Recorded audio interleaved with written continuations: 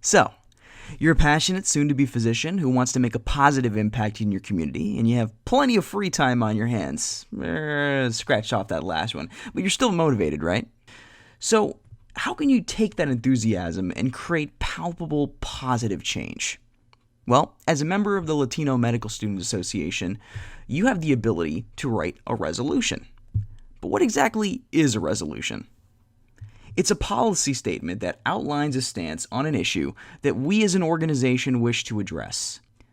Every year, members of LMSA from across the country draft resolutions which are submitted and ultimately voted on by the LMSA House of Delegates at the National Policy Summit in D.C. But to get your resolution to D.C., there's a few steps you need to take. We're going to go over those today. First, identify an issue that matters to you and our community as a whole. It can be on any number of issues: education, political activism, health, and wellness. The choice is yours. What's important is that it's an issue that we as an organization can identify with. Secondly, you need to provide supporting evidence that cites reputable sources in order to clearly define why this issue is important. And finally, we need to identify what we as an organization can do to address this issue. Once you have all three of these, we can move forward with drafting a resolution. The resolution is composed of clauses: the whereas clause and the resolved clause.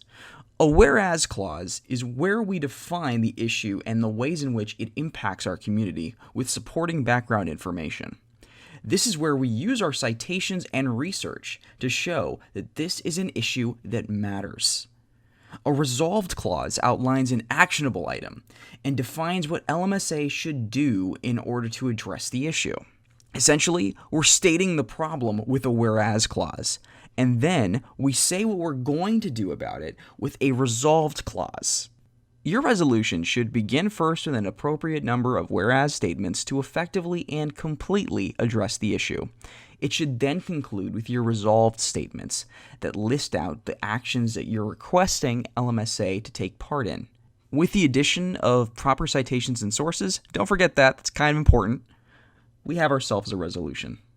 That resolution is then submitted to the Virtual Reference Committee, where it's reviewed by the regional LMSA policy chairs to ensure that it meets our standards.